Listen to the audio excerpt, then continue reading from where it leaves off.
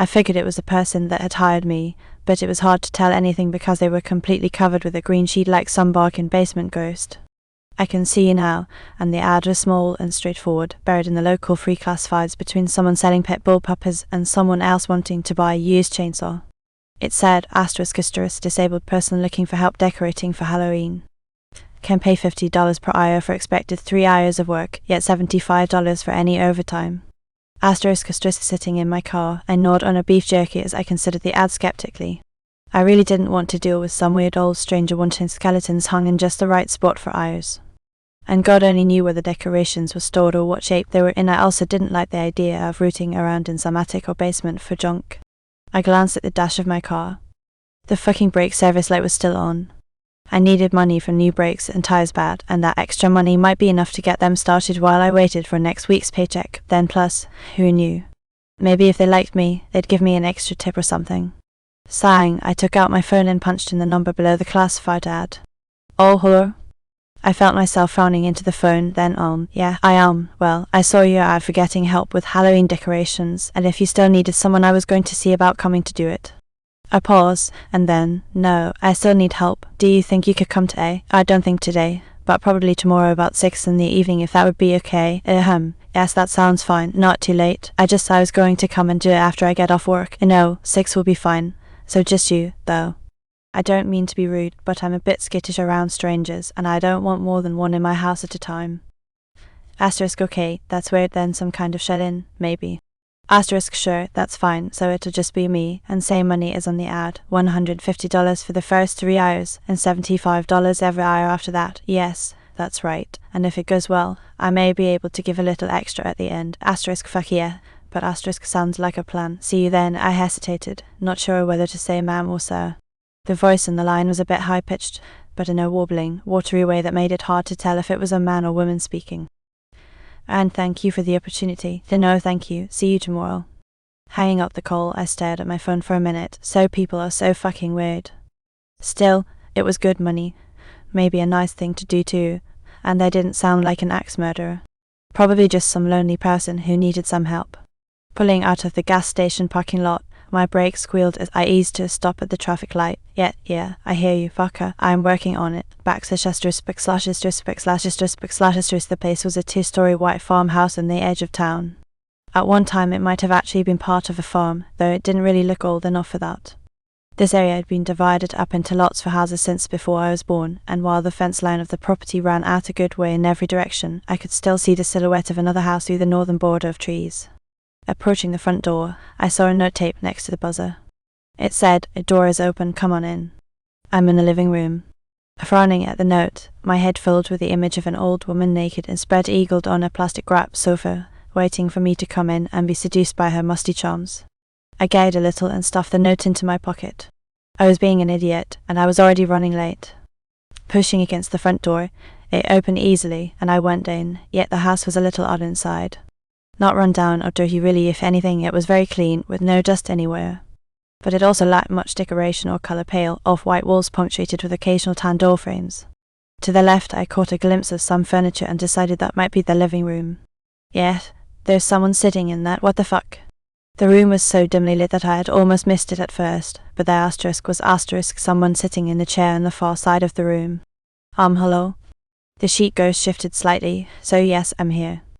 I was trying to not act freaked out, but I was freaked the fuck out. Are you okay?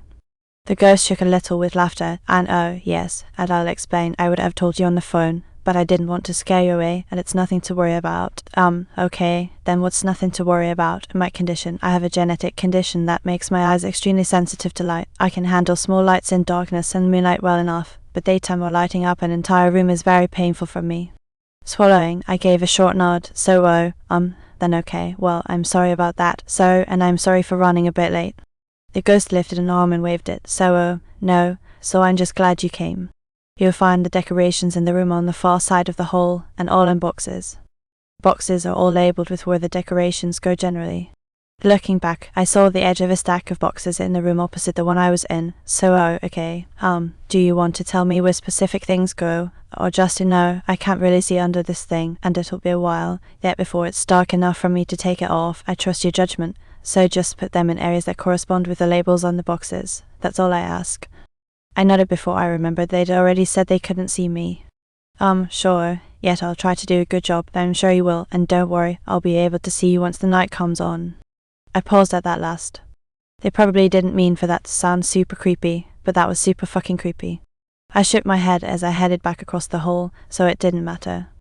It was good money, and it didn't sound fuck, it was a lot of boxes, and /*16 of them, in fact. 5 of them were for rooms on the first floor of the house, all of them empty except for the living room where my employer sat quietly and the kitchen that had a table with no chairs and a refrigerator. I thought about asking her where exactly she wanted me to put the stuff that went in the second door on the right, first floor, but decided against it. She'd already said to use my judgment, hadn't she? Still, despite not having a ton of experience decorating for holidays, I found it strangely difficult to place things in the empty rooms. Without the landmarks of furniture and hangings, everything felt bleakly alien, with every skull or jack-o'-lantern or ghost that I put out feeling less placed than abandoned. Even though I couldn't say exactly why, the whole process of decorating inside creeped me out, and I was relieved when I reached the end of those boxes and moved on to the ones that all seemed to be meant for outside. Front porch, bedside porch, then exterior garage, so things like that. And even better, a few boxes that just generally said yard. An hour outside and I realized I was actually enjoying myself. The weirdness of the house seemed a bit distant, and putting out the decorations of the places was actually fun. Most of it was high quality stuff, and despite my fears, it was generally in good condition. I hung skeletons from the porch and decorated the yard with tombstones and skulking black cats. Around one of the 2 big trees in the front yard I set up a small coven of witches around what I guessed was supposed to be a witch pot or cauldron or whatever. It looked cool, but as it got darker I could already tell it was going to be hard to see from a distance at night. I'd seen a spotlight in one of the boxes, but no extension cords. Going into the garage, I rooted around on a few crowded shelves and surprised myself by finding a lawn cord. The outlets on the front of the house were close, and the cord was big enough to make it to the tree in the spotlight with room to spare. Careful to set up the light pointing away from the house, I had it angled where you could see the silhouette of the witches as you approached the house, and I grinned at my work. It looked pretty cool if I said so myself, which I did. Going back through the boxes, I had a few miscellaneous things left, but nothing that looked worth putting out.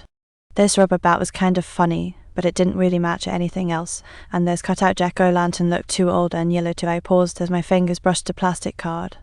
I picked it up and squinted at it closer, trying to make sense of why a driver's license was in a box of decorations. The license was of a pretty, smiling girl named Jasmine Parks. She looked around my age now. She was 2 years older at 26, but who was she? And why was her license in the box? And I glanced back up at the house. So what if my employer was Jasmine? It definitely could be female based on both in their size and voice, though I couldn't say anything for sure.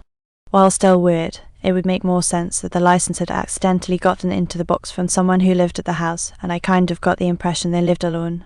So was the odd ghost inside Jasmine Parks? I felt a small nervous flutter of sadness and excitement. It was so terrible as she was as sensitive to light as she said. She seemed nice, and she really was pretty in the picture, so I shook my head. I had to not be stupid just because I saw a good-looking girl. Daydreaming about some hypothetical stranger that might not even be the person inside. Standing up, I put the license in my back pocket. No, I needed to do a final check of everything, give her the license, get paid and go home. Giving the coven a final approving nod, I picked up the 2 boxes I'd been looking in and headed back to the house to check everything else one last time. When I went back into the house, everything was totally dark, but hello, I think I'm finished. I crab-walked inside with my arms full of mostly empty boxes, brushing against the wall until I could turn into the room where the boxes were all kept. Fuck, it really was dark inside, yet even once my eyes adjusted, I could barely make out the shadowy shapes of the other boxes as I put my load down. I set up a spotlight for those witches, but I pointed away from the house. If you want it off though, I can unplug it, that's wonderful. Picture was blurry from the neon lights and the people passing by looked like giant black shadows. The next post was a simple picture of me in front of the merry-go-round with the typical annoyed look that a child gives when forced to pose. I could not even swallow it as I scrolled down. The next post was a mess of typos. My fingers finally stopped on the link that led to the post. It was already waiting for the news comment. Remember the first unsolved case I worked on? He asked once I sat down again with a cold drink in my hand, and I nodded. My brother went missing years ago, yet he came back different. Years ago, my brother disappeared, so he was 34 at the time. Adults can get up and leave whenever they like for whatever reason. He left a simple note behind, saying he was looking for something and that he still loved his family, even though he needed to leave for a while. I've gotten 2 letters in the past 12 years from him saying he was still alive. Although deep in the back of my mind, I assumed those letters might not be from him. A knock came at the door in the middle of the night. My son slept like the dead, so it didn't wake him up. I had no idea who it might be. The idea of a certain familiar face being on the other side never even crossed my mind. Then maybe my neighbours needed something. When I opened the door, I saw a man whom I almost mistook for my late father. He had the same high cheekbones and sandy brown hair. My mouth fell open, unable to form words. "Sorry it's been so long." He spoke and showed a strange smile. My hands flew to his face to see if he was really there. The brother I thought was dead had changed so much in those years he had been gone. Before, he was a bit on the chubbier side with messy, unkempt hair. Back then, you would never assume he worked as a cop and then later as a detective. Now he had the look of one, or at least one you would see on a classic detective show. He had lost the weight, professionally styled his hair, and wore a blue button-down shirt that matched his eyes, so what the hell? I hissed. I kept my voice low and took hold of the front of his shirt, giving it a little shake. He had always been on the shorter side, so it had been easy to manhandle him. My brother raised a hand, giving my chest a playful push, trying to get the shaking to stop. I took his wrist and pushed up his shirt sleeve. He was bruised all over with new scars up and down his arm as if he had lost a few fights with a rabid animal. Yet what happened? These are recent. I said my mind was racing 1,000,000 miles per second. Yet was he kidnapped, then trafficked? Yet who hurt him? What had he been doing while he was gone? Then what the hell happened to my brother? And I'm fine. He lied. He took a step and his legs faltered. I needed to support his weight and started to get him to the empty bedroom upstairs to rest. The questions could wait until he sat down. I helped him on the side of the bed, looking him over more. The first few buttons of his shirt were undone, showing he wore a few necklaces, which I thought was odd, and he never would have worn jewelry before, but he also pierced his ears. 2 black simple studs were on each side.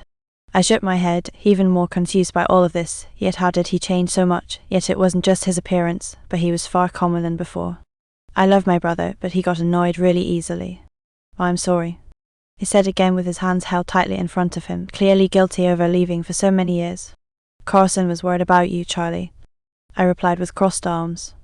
I wanted to be angry, but it felt right to be able to call him by his nickname again, yet no matter what, I still loved him.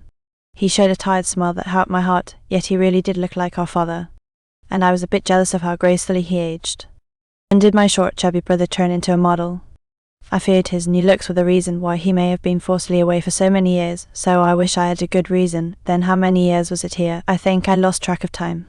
He trailed off, looking away as if trying to do a hard math problem. "So what do you mean by here? And time works the same everywhere. It's been 12 years. So, and honestly, I'm just glad you're back, but I don't need a reason."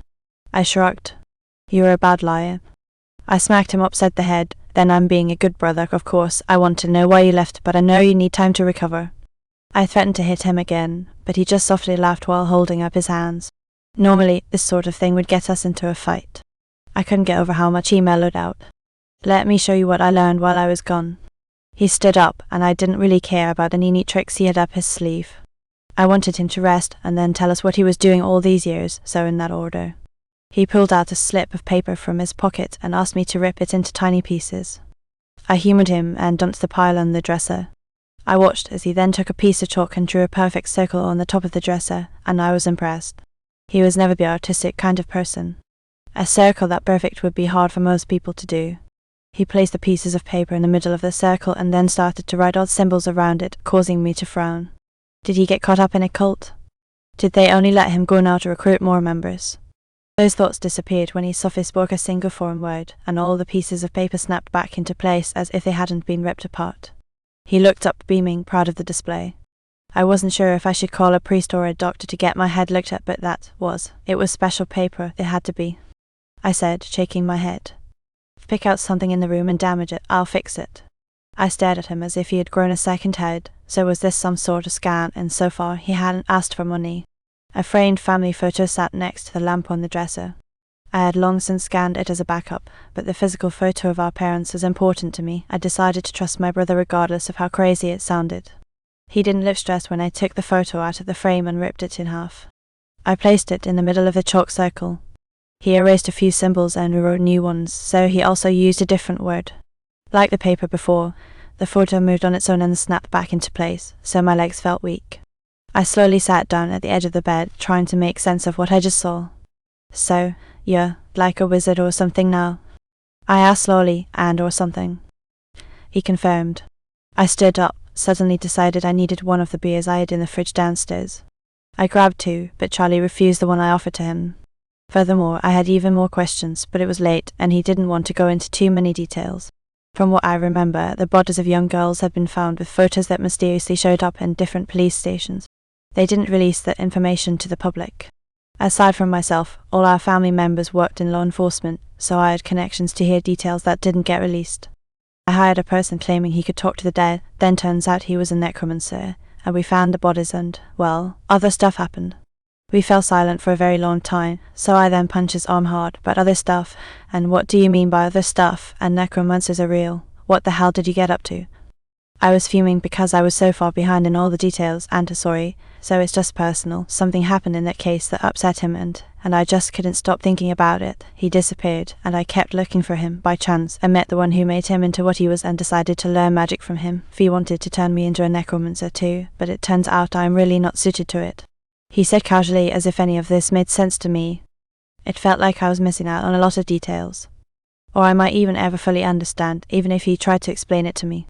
Okay, so magic was real as well as necromancers. I thought my head might explode if I heard anything else too weird that night, so where did you go? You talked about it like you were on a different planet or something. Are these necromancers aliens? At this point, aliens may not be that unreasonable. At first, he shook his head, then stopped to think, then not from space. You know about the whole multiverse theory, right? Charlie glanced at me, hopeful. I stood up, walked across the room, and closed the door behind me. I needed to pace around the house, gathering my thoughts for a full 10 minutes before I went back into the room with him. It looked like he might have fallen asleep sitting up, and I woke him by opening the door, then okay, yet I think I'm good. I stated, "You're a bad liar." I wanted to scream. Until a few hours beforehand, the only thing I worried about was if my son would ever be able to get a partner in taxes, and now I needed to face the idea of magic and monsters being real. Placing my hands on my hips to steady myself, I went over what I had found out so far. Okay, so you met a necromancer because of a case you worked on. He disappeared. You tried to find him and got caught up in all this magic stuff since you weren't in the same universe as us. You lost track of time and all that. Am I missing anything? I asked, and he shook his head, yeah, to Charlie. I let out a long sigh. This was hard to swallow, but better than the idea that he was kidnapped and sold into some kind of slavery. He thought the pause between us meant something else. Glancing up at him, I saw how guilty he looked and so damn tired. Then I'm sorry, so I should have come back sooner. I can understand if you hate me for leaving you two behind. He admitted softly, hands in his lap and unable to meet my gaze. But how did you find him, at least, the person who got you mixed up in all this? I asked, arms crossed, trying not to let my anger show. And yes, but he has memory issues. It'll take a while longer to get through to him. I was in the area, so I thought I would drop by, unaware so much time had passed. I sighed again, listening to him, so my brother had always been like this. It was why I didn't want him to become a cop. I'd hoped his height problems kept him from that career, but he was just tall enough for the job. He was stupid, got angry easily, but refused to leave someone alone if they needed help. This felt a bit different from all the other times he put his neck out there for someone. There would be cold rooms, sharp knives, and maybe a blood-stained apron, so hard work for sure, but not pointless. So this job had a purpose, but I had a purpose. There are 3 rules at the local butcher shop, then breaking one almost cost me my life. Part 1, I don't really know how else to say this, so I might as well just get to the point. I used to work at the local butcher shop for a man named George. If I didn't know any better, I'd say he was sent from hell itself for one mission, to be a butcher. The longer I worked there, the further I fell into his trap. The rules for the job were unlike any I'd ever heard before. They were strange, almost paranoid, though I never questioned them, and not until the night I broke one, and that's when everything changed. I took the job to make some extra money, but now I'm in too deep, yet things have happened that cannot be reversed. He cannot and will not stop unless someone makes him. With how things have gone in this whole fucked up saga, I fear that I will have to be the one to do it. I never thought I would ever be put in a situation like this, and yet, here I am. Hopefully, I can put an end to this, but in case I go missing, I want people to know my story. You need to know the truth about Redro Meats and the monster behind the counter. It all started about a few months ago. I had finished the week sore, dirty, and dead tired, just like the last 3 before it. I was working a temp job at a distribution centre on the 2nd shift. Temp work doesn't promise much more than muscle aches and a few crumpled bills at the end of the week. I was stuck in a loop of torment, a literal hell that I couldn't find my way out of, but I needed the money. At the time, there was no way I could find anything better with my disreputable past as an ex-con. I had gotten into some drug trouble when I was younger, causing me to miss out on almost all the good jobs. Then I can't say I blame them, though. A felony charge doesn't look too good on a resume, and nobody wants to take that risk if they can avoid it. I had been staying in my cousin's garage during that time. There was no AC and no insulated walls, just concrete floors and brick. I ran an extension cord through the window to a box fan, which ran almost 24/7. It was the only relief I got from the oppressive summer heat. The measly paycheck I made per week was mostly spent on food and paying my cousin for crashing at his place. The only nice part about it was that he had a small built-in bathroom attached to the garage, so I didn't have to go upstairs to use it, so honestly, I was barely surviving. I needed a change. Then it was a Friday night and the end of another grueling work week when I stopped at the station on 39th and Holloway for my weekly beer run. The sun had already drifted behind the horizon. The air was thick with humidity, making it hard to breathe. I was walking up to the door, grabbing the handle, when I saw it. A yellow, stained piece of paper, curling at the edges, was pinned to a cluttered corkboard outside the station's door. It was handwritten in black marker, smeared by the rain. It was barely legible, but it jumped out at me. Something about it caught my eye, but I couldn't place it. I shuffled over to the corkboard, grabbing the paper in my hand. It read, "Help wanted apprentice butcher, no experience needed, cash paid weekly, ask for George." I stared at it for a while, letting the words settle into my mind. So apprentice butcher. It sounded like something that I could grow with, yet something real. I wouldn't be just a number on a shift in some shitty warehouse, no, I would be somebody. I would be someone that people depended on to deliver fresh meat every day. The prospect of hard and rewarding work appealed to me. Then I had always wanted to belong. I thought that, maybe, this could be my ticket.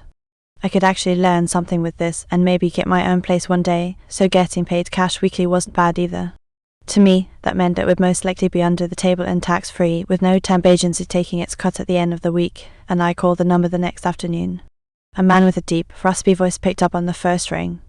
"Redraw Meats, how may I help you?" he asked, but anxiety shot through me. I had only done this once or twice before when I was younger.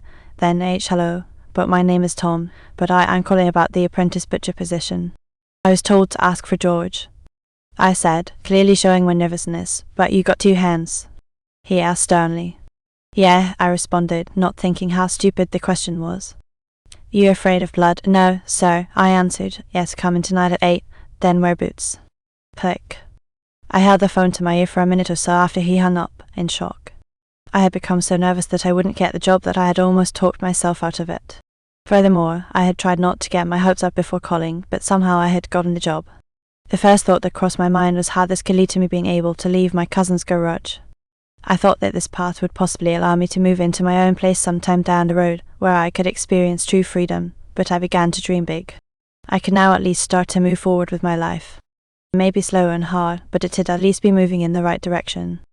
As I laid the phone down, I began to think about what the work might look like. I didn't have a plan, but I had a name and a time. I took a nap for a couple of hours before getting dressed and heading down to the butcher shop. The place looked like it had been there since the Eisenhower administration. On the corner of 16th and Crenshaw sat a small, square building tucked behind a closed-down VFW. The red brick building stood out amidst all the modern storefronts. It looked like it had been plucked out of the past and sat directly on that corner. There was no signage except a metal cleaver bolted to a leaning post that had "Redraw Meats" written across its incursive font. I examined the exterior as I neared the front door. There were no hours listed and no lights out front for customers, but the place honestly creeped me out, yet for a moment I had second thoughts. Maybe I should just leave. I thought, just go back to my temp job. I probably wouldn't be good at this stuff anyway. I stood, staring at the windows, when a passing car honked at a cat that had run in front of it, shaking me out of my trance. Furthermore, I shook off the feelings of creepiness and gathered the courage to open the front door and walk in. The bell above the door jangled as I stepped inside. The interior was cold and smelled like sawdust and copper. A tinge of iron and rot hung in the air behind the coppery smell, like an old surgical theatre, but the place had a strange vibe. It wasn't like any butcher shop I had ever been in before. It had the kind of aroma that crawls up into your sinuses and builds a nest there, never letting you forget it. A few empty chairs sat against the wall next to the door, so they were old and caked in dust. They looked like they hadn't been used in years. Next to the chairs was an old newspaper stand that held two curled and yellowed papers. I walked over and grabbed the paper, interested in what the date might be. The text was mostly faded, but I could make out a faintly printed date at the top of the first paper, February 19 there, 1979. "Well, this place is pretty damn old," I said under my breath as I investigated the paper. I knew the butcher shops weren't very popular anymore, but I figured this one would at least have a newspaper with the correct date up front. I put down the paper and walked further into the shop. Furthermore, I leaned over the front counter, looking across at the hallway in the back. "But hello," I called out then. "George, are you here? It's me, Tom." I didn't receive an answer, but I could hear a squelching noise coming from deep inside the shop. Curiosity overtook me as I pulled open a small door that separated the front of the shop from the rest of it. I peeked behind a curtain where I had heard the sounds coming from. A man was standing by the bone saw, hands and arms covered in blood. He was chopping a large piece of meat that looked like a ham. He was wiry, with silver hair clipped close to the scalp and eyes that didn't blink even as the cleaver slammed into the meat and bone. Furthermore, he stared intently into the meat as he chopped, never flinching from his work. Furthermore, he wore a white butcher's coat that had been washed so many times the bloodstains looked like a watercolor painting. Long smears of blood swirled into one another, blending shades of red and pink into one homogeneous blob. "Then, George?" I asked shyly. He stopped abruptly, freezing his swing mid-air at the intrusion. The cleaver hung above his head, ready to be brought down once more. He turned his head quickly toward me, slowly lowering the blade to the chopping block simultaneously. "And you the kid who called?" he asked, but yeah, I answered, swallowing my nervousness. Furthermore, he looked back down at the block, laying the cleaver down on the table. Furthermore, he grabbed a rag and began wiping the blood and cracked bone from his arms. "You eat meat?" he asked, looking down at his arms as he cleaned them. "Sure," I answered confidently, trying to impress him. "Any good, vegans don't last here," he said, chuckling heartily. He leaned over the table and jostled some items around. Furthermore, he turned and tossed me a pair of gloves and a thick black apron. "We start now," he said with a wide, intense smile. I thought there would be some kind of orientation or a tour, but no. He turned back toward the cutting table, continuing his work, so I was confused. Did he just expect me to start cutting without instruction? I thought this could be my first test. Maybe he wanted to see if I could take it working here. I tied the apron around my waist and slid the gloves on my hands before slowly approaching the cutting table next to George. He shot me a glance, smiling wryly and muttering something under his breath that I couldn't quite hear. He grabbed another piece of meat, sliding it across the table. With one swift motion, he lifted his cleaver and slammed it down against the wood, easily splitting the meat and severing the bone in half. Seeing him cut so effortlessly made me nauseous. The sound of the meat and tendons tearing, along with the sickening crunch of bone snapping, made my skin crawl. I stood there, too petrified to move, observing his movement. He turned to look at me, his smile quickly twisting into a frown. "You're not quitting on me, are ya?" he asked. My eyes instinctively shot down at the bloody cleaver.